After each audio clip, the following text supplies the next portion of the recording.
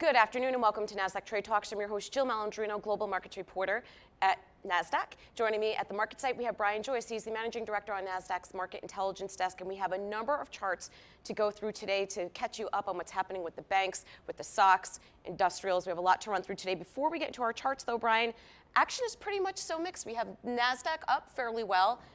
Dow and S&P aren't really participating as much. Yeah, we are seeing some mixed activity out there today. We had an earnings beat today by Triple M, but the guidance was low. I think that's what we're seeing to be a trend. We came into the quarter, earnings expectations were brought down, so companies are beating those expectations. I think over 80% so far the S&P 500 has beat them, but a number of those companies are lowering forward guidance, so it's creating some mixed trading activity. All right, let's get into our charts. Let's pull up the semiconductor index, what we affectionately call the SOX, and certainly has been in the news this week, and also last week following Taiwan Semi, and then we had Texan, which did not perform as well, getting a little bit of a bid today after Lam Research and some of the other semis reported last night. Yeah, we've highlighted the SOX index now for a number of weeks, and I've been liking the technical setup. I'm just surprised at this point, here we are, it still hasn't yet kind of quote unquote broken out. We're still around that 1605 level where we've been over the last 4 or 5 weeks consistently. We initially got there back in April or May or so. So we are still making a trend of higher lows, horizontal resistance. That's an ascending triangle kind of setup right there. That's constructive. So I still continue to like it, but I am getting a little more cautious that it's been taking so long. A lot of times the longer that price takes to break out between two converging forces of resistance and supply, the deeper into the apex, as we call it, as it goes, the more concerning that could be, and maybe it's actually going to roll over. Well, I mean, it's really no surprise if you take a look at it from the fundamental perspective. A lot of these companies have exposure to China. So it's happening with the U.S. and China trade deal they are sensitive to. And we saw that in Texas Instruments' number where their guidance was weak because they don't have clarity there. So it's not surprising to see these names that have exposure to China, 3M, Caterpillar, Boeing, those are other ones, that they're sensitive to that, and we're seeing it in their guidance. Yeah, and with this space, it has had phenomenal price appreciation over the last couple of years. So as you say, maybe those things are finally causing some investors that have been in that ride for the majority of that ride to lock in some gains here. All right, moving along to our next chart, we're taking relative strength. We're looking at the BKX and the S&P. Yeah, so what we want to see with the market is the rotation into the underperforming groups like financials, like industrials, which we'll get to next. So here's a ratio chart, which is a way to illustrate the relative strength of the banks, in this case, versus the S&P 500.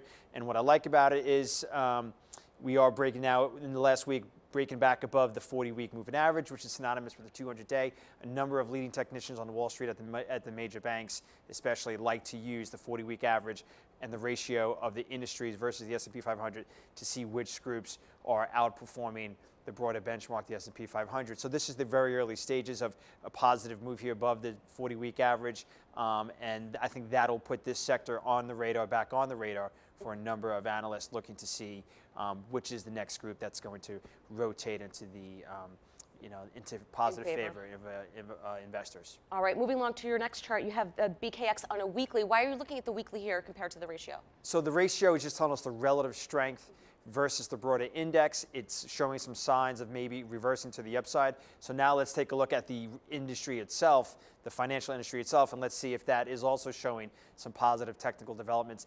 It has been in a downtrend like the ratio was for the last, let's say, year and a half or so.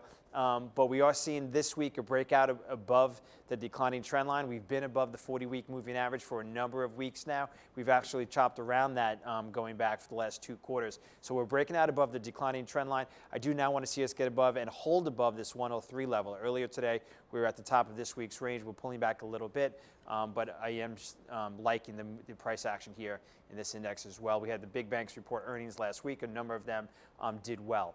So we saw some positive reactions to earnings, and we see a number of the leading banks like JP Morgan made a new all-time highs in the last week, so those are positive signs. And the yield curve is also steepening as well, another thing going the bank's way. All right, moving along to our next chart, you took a look at the industrials and the S&P, again, another ratio chart here, and you also wrote about this in the midday note. You think there could potentially be a breakout with the industrials? I do. So this ratio chart here, again, we're back to looking at the relative performance of the industrials. In this case, it's different from the financials where we have been bouncing off 10-year lows, which we initially made back here in early 2019, probably December, January. We retested those lows in the last quarter or so.